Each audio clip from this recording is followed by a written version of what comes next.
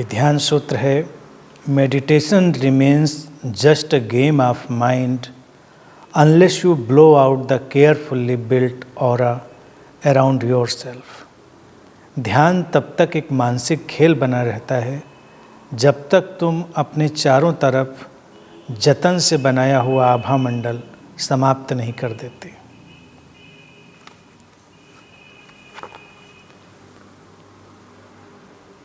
ध्यान का जो सारा क्षेत्र है वो व्यक्ति के भीतर शुद्धता के अवतरण का क्षेत्र है। सूत्र कहता है कि ध्यान तब तक एक मानसिक खेल बना रहता है जब तक हम अपने चारों तरफ पूरे जतन से बनाए हुए आभा मंडल को समाप्त नहीं कर देते। अब ये जो ऑरा है या जो इमेज है जो हम अपने चारों तरफ बनाते हैं,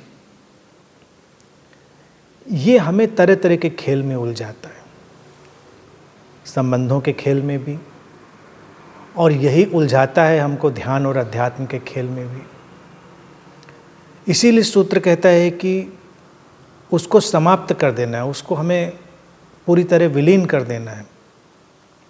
और इस ऑरा को, इस आभा मंडल को बनाया है बड़े जतन से, बड़े संभाल के व्यक्ति ने, क्योंकि ये एक दिन में तो बना नहीं है, इसको बनने में लंबा वक्त लगा है। तो ये जो ऑरा हमने बनाया होता है अपने चारों तरफ, उसको तो वक्त के साथ हम तराशते हैं।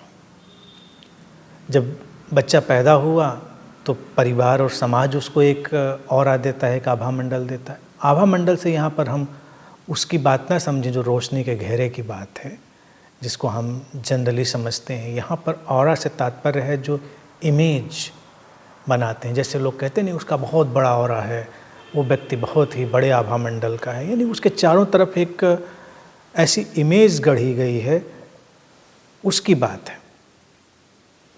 तो पहले तो परिवार और समाज गढ़ता है ये इमेज, ये ऑरा।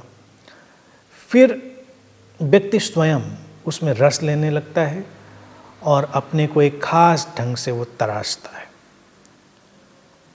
अब जब उसने अपने को एक खास ढंग से तराश लिया होता है तो वो उसके अकॉर्डिंग ही सब कुछ, उसके अनुसार ही सब कुछ देखना चाहता है और अनुभव भी करना चाहता है। फिर वक्त के साथ क्या होता है कि ये इमेज का जो फॉर्मेशन है, ये जो उसकी छवि है, उसकी संरचना इतनी जड़ हो जाती है कि वो उसके भीतर ही सारी चीज़ें अनुभव कर पाता है, उससे बाहर का जगत उसके लिए नहीं रह जाता। लेकिन ध्यान तो एक समग्रता है, एक विराटता है। अगर वो ऐसे किसी फ्रेम में कैद रहेगी, किसी आभा मंडल की, किसी ऑरा की कैद में रहेगी, तो वो घटना ध्यान की तो नहीं होगी, उसका मानसिक ही कोई प्रक्षेपण होगा, उसका मानसिक ही कोई खेल होगा। अब कोई व्यक्ति बहुत इंटेलेक्चुअल और अपने चारों तरफ बनाता है तो ध्यान को इंटेलेक्चुअलाइज करेगा। कोई अपने चारों तरफ बहुत मिस्टिकल ऑरा बनाता है तो वो ध्यान को मिस्टिफाई करेगा। कोई उसको किसी और कलर में डालेगा, कोई किसी और कलर में डालेगा। लेकिन जितना भी हम उसमें रंग डालेंगे, इतनी बात तय है कि ये हमारा मानसिक खेल होगा।